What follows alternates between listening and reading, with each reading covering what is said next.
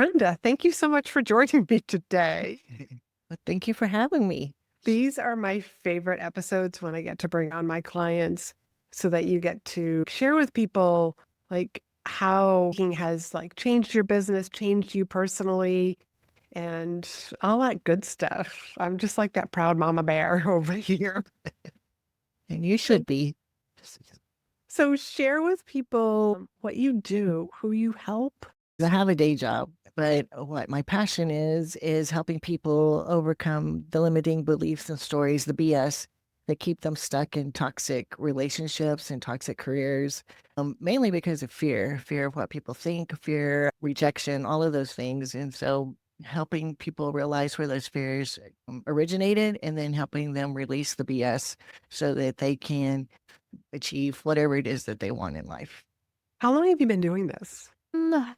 It's been a side hustle for probably 3 years, maybe a little bit longer. But really, when I look back, that's what my whole life has been about. I was raised in a pastor's home and helping people. And I did a lot of helping nonprofits with people who had life controlling problems. And I was trying to help them overcome that. And it was limited because I didn't have the knowledge and skills that I do now. And so I could help them so far, but then it would be like 3 steps back, 2 steps forward, 5 steps back. And they kept sabotaging their best efforts and I couldn't figure out why. And I didn't know how to help them. And I felt frustrated and I felt helpless. And then I joined a transformational coaching program that helped me realize that it's basically what's going on in our subconscious mind. There's this loop that's running subconsciously telling us our limitations basically. And so when I think back, it's been going on a long time, longer than officially having a business. It's just been a part of my life. Yeah, it sounds like it. Sounds like most of us who are in this service and helping industry. So, you and I first met, you kind of joined In Demand Signature Speech like the night before I think it started. And like I saw this name come across like in my email because I get notifications and I was like, who is this? So what compelled you to join In Demand Signature Speech? I don't even know if you were in my world or listening to my podcast beforehand. So I was invited to speak at a corporate speaking event and I was like, oh shoot, I need help. And so I went to the transformational coaching program and did a search for speakers and your name popped up and I kind of looked at some of your Instagram posts and then it just so happened that you were starting this program like the next day or the whatever. So I was like, yes. Coincidentally, Coincidentally. So yeah, so I just hit you up on Instagram, I think, or just joined the program. I don't know what I did, but yeah. yeah, you were one of those people that you joined and you were like, I don't even know when the classes are. I don't like know what the time zones are. Like some other people had asked me those questions, and yeah, you were just like, I'm all in. Um, so you have this booking, and why did you want to take some sort of a speaking program? Because a lot of people are just like, oh, I'll just like DIY it. Watch a bunch of YouTube videos. I'll figure it out on my own. I had done another corporate speaking event maybe a year before, and I'd done it on my own, and I don't feel like it went that well. Um, I it it I just didn't feel like I'd done a good job, and it's not that I got bad feedback or anything, but it was just I just felt like it could have been better. And so this was a bigger thing, a bigger event, and so I wanted to be on it and really see if this is something that I want to continue doing. And so that's why I joined. Wonderful. And I loved having you in there. Your speech was just amazing. I just loved what you crafted. And it was and it was funny too. And as the audience has heard me say, like the more your audience laughs, the more money you make. Yeah. So you're off to a great start. Yay. Even though this wasn't a paid event, and I was just talking about you over on my IG stories, even though this wasn't a paid event, I mean, you've already got a booking for next year because it went that well. Yeah, that was that was really cool. And that was affirming. And that was, it just, because I went into it, I didn't want to have a lot of expectations. I just wanted to have fun, first of all, is to keep the pressure off of myself. But I did, I was really considering doing this full time at some point. But I didn't want to put that pressure on myself.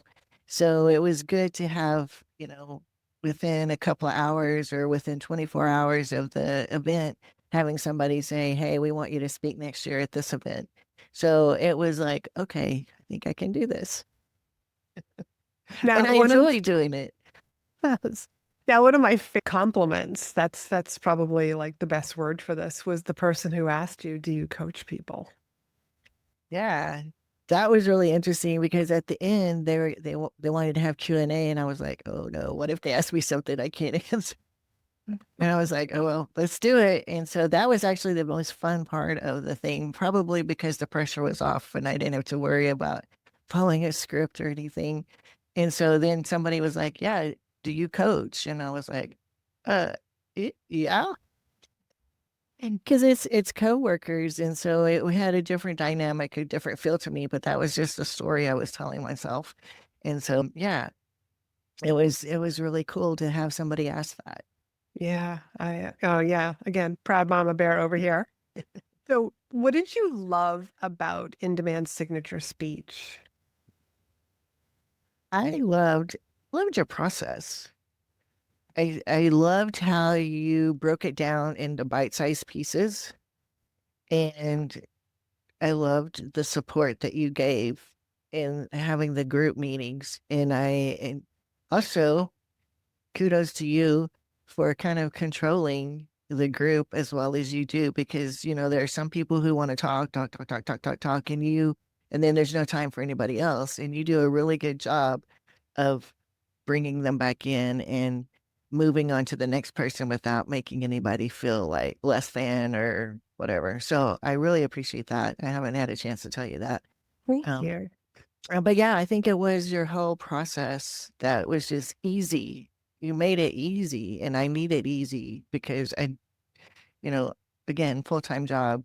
It was, I felt like there was limited time, and I just needed do this, this, this, and this, and I did, and it was like, whoa, this is so easy.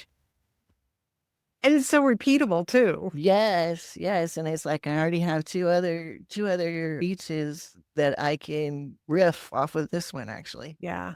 Yeah, that will be super easy.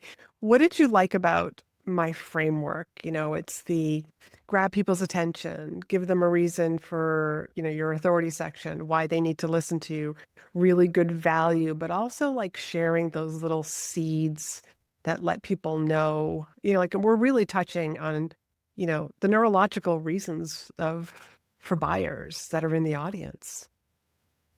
Yeah, I think that's the other thing I liked about it was very well rounded. It wasn't just technical, but there was, bring in the emotional part of it, the storytelling part of it, the humor, the sales, marketing, whatever you want. It was just like the whole shebang in one place. I had a gentleman recently like tell me that he wanted to work with me. He wanted to do more speaking but he didn't have anything to sell. That's not what his podcast is about. And I just looked at him, I was like, "Don't you want future speaking engagements? Because that's a form of conversion, is getting future bookings, is not just private clients." Yeah, for sure. Yeah. I also like that you had a lot of tips for, okay, so wait, be prepared because things are going to go wrong. And here's what you need in your kit, and da da da da da. And sure enough, what happened to me was the mic. They couldn't get a mic. Well, first of all, the PowerPoint presentation, they couldn't get it uploaded. And then there was a problem with the computer. And then there was a problem with the pointer. And so somebody had to stand to the side and I had to tell them when to move to the next slide. And then there was a problem with the mic. But it didn't fluster me because you had already said, well, things can go wrong and it's okay. And here's how you handle it. And so I was already prepared and it just went smoothly.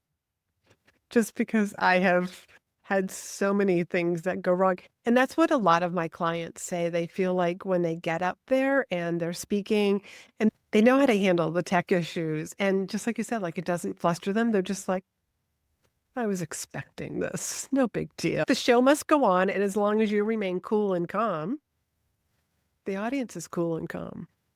Yep. Yeah. Did you have any hesitation with taking the program? No. No. And when And I found you and you just happened to be having the program, I was just like, sign, boom. It was all done within minutes. it was like all perfect timing. Thank you, universe. Yeah, for sure. Yeah. And so what's going to be next? What do you hope to do in the future now with this speech and the other two that you mentioned? Give more speeches, to have more speaking engagements and just share what has helped transform my life. I want to share that with others. So, Yeah. And I think you just have such a remarkable story.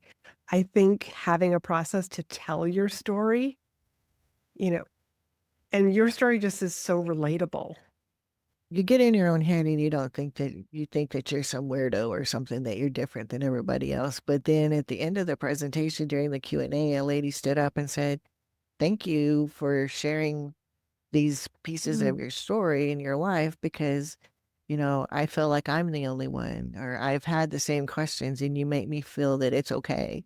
And I was mm. like, "Oh, that was really cool. That was really sweet." That is Yeah, nice. Laurie-Ann was right again. King, the gift that keeps on giving.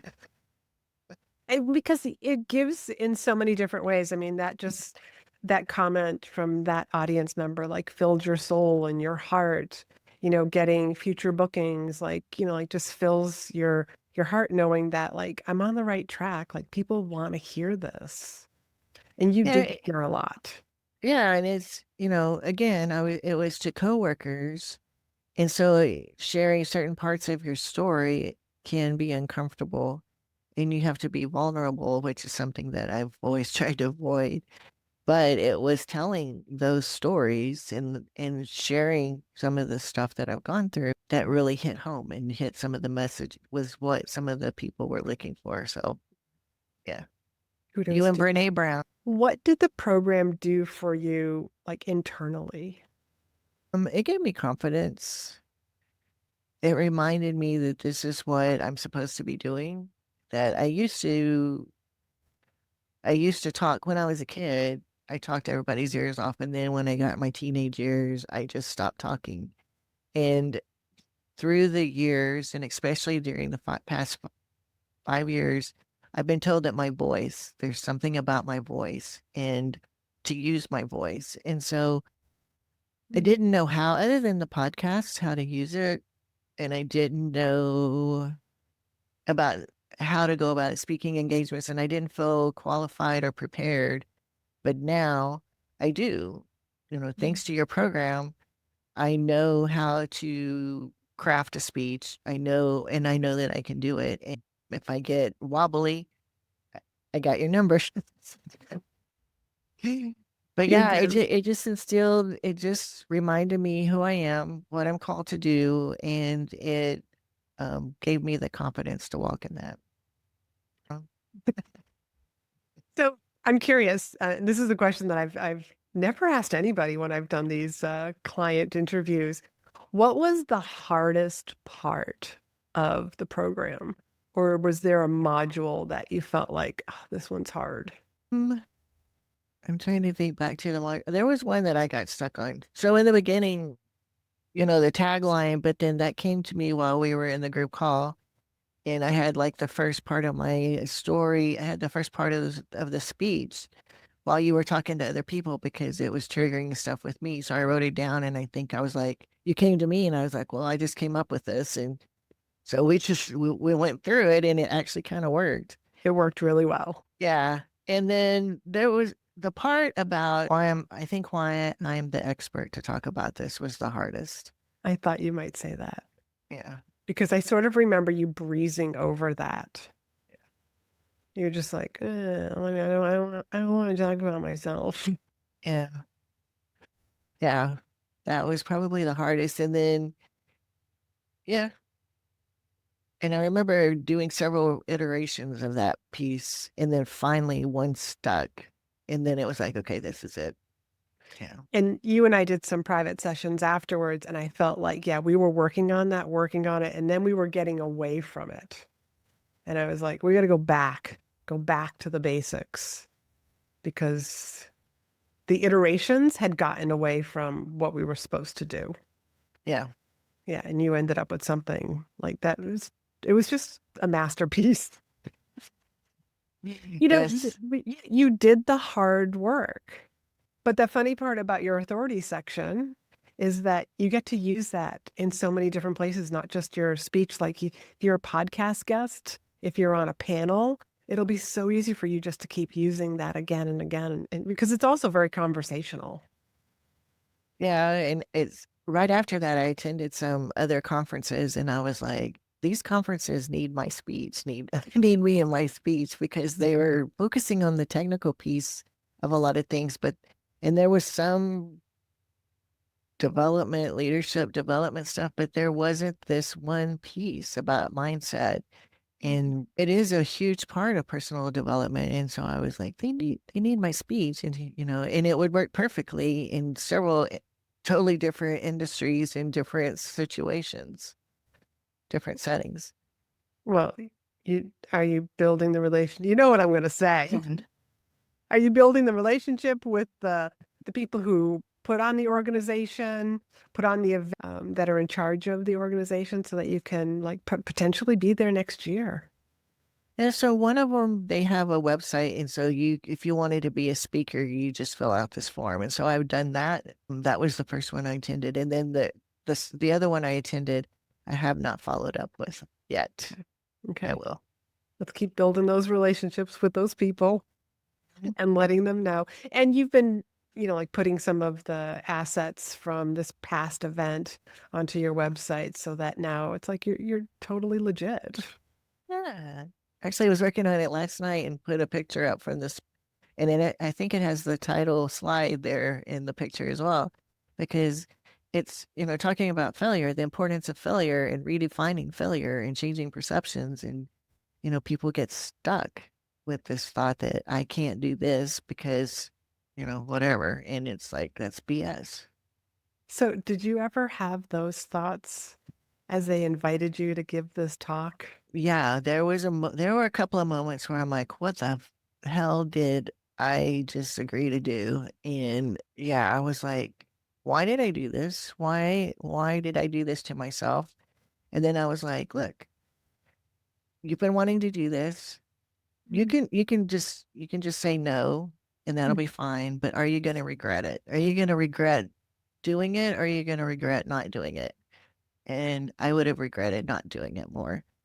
And I knew it was something I needed to do. I knew that this is a topic that I'm passionate about, and it's a message that everybody needs to hear. And so I had to get the focus off of myself and say, how can I help everybody else? How can I help others?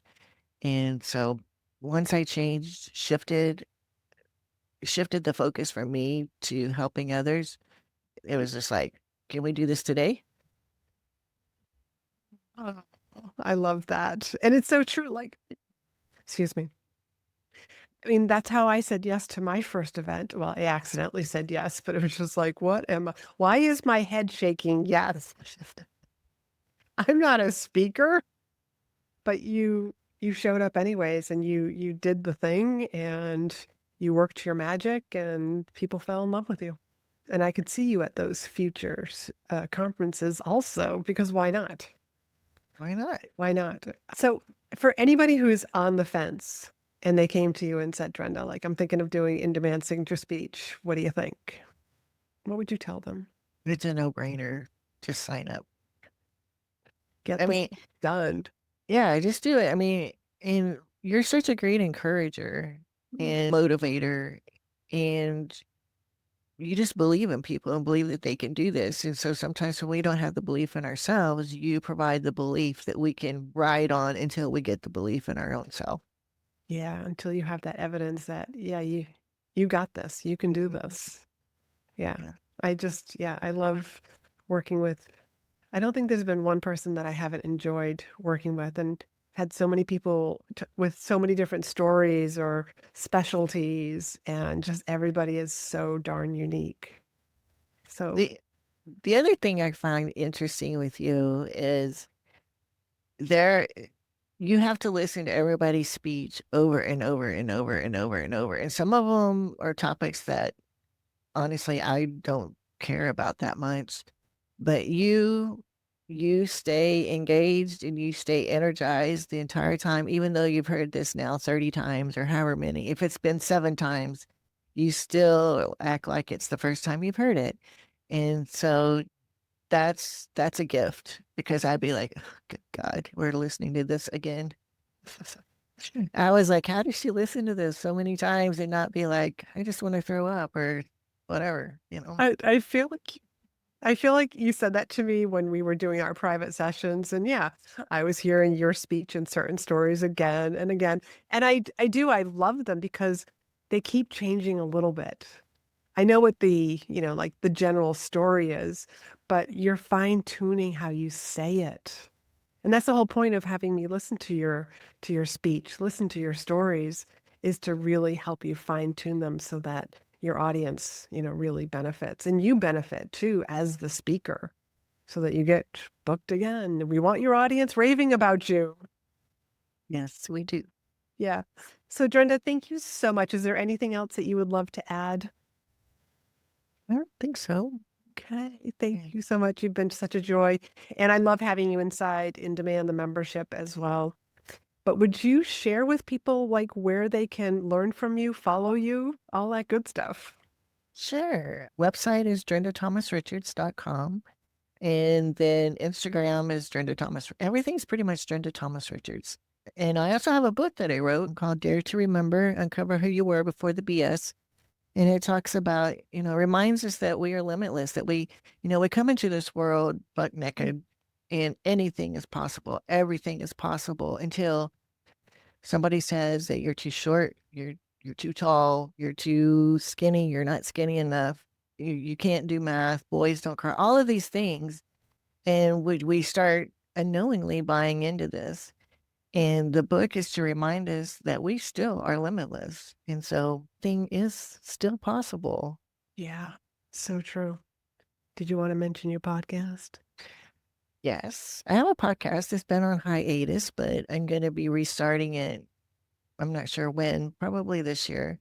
It's called Taboo Talks. And it originally started out talking about things that society and the church don't want to talk about. So, like, my first episode is with a drag queen pastor. And then I talked to his mom. And then there's a story of a stay at home mom who became a drug dealer. There's a story of one of my friends who lost a baby at birth. And out of that, she started a photography business of giving other parents whose uh, babies had passed at birth, giving life, giving acknowledging that baby. So there's some really cool stories there. But I'm going to take it maybe in a different direction, still talking about stuff that people don't normally talk about. The fears that we have, where they came from, overcoming them, interviewing different people, their journeys. And I don't know, it's still going to be some taboo stuff because I like talking about things that other people don't want to talk about. And just let's pull back the curtain and shed some light on it because then once you've shed light on something, it can't scare you anymore. There's no fear left because you've shown the light on it. So there's a story of I had an abortion and there's my story there. And so, yeah, there's a lot of stuff to talk about. Yeah, a lot of these different rules that society has told us what's right and what's wrong and what's acceptable and unacceptable. And until we start questioning it, is this right? Is this wrong? Like, how do I really feel about this? That's how we like really grow and evolve as human beings. Yes. I love that. And I love the fact that you are, here's what I talked about. I'm not sure what, like the podcast direction, but I know it's going to change. It's like you're just getting out there and sharing your voice, sharing your story, and that's how you keep finding more of your voice, more of your beliefs because it's constantly evolving also. Yes. I've always been told that I buck the system and, that I've been told so many times that I need to keep my mouth shut. And it's like, not anymore. Not anymore. And now you have, you know how to make a speech and Mhm. really share your thoughts and ideas in an articulate way, with audiences. And it doesn't matter what size the audience is. Very true. Very An nice. audience of one. Yes. Guys, thank you so much, Drenda, for coming on here. I will make sure that all the links are down below so that you can follow her, learn from her, and even listen to her podcast, because some of those past episodes sound very interesting. I'm sure it was a great conversation. So thank you so much for joining me. Thank you for having me. I truly enjoyed it. And thank you for everything that you've done to get me where I am. Thank you.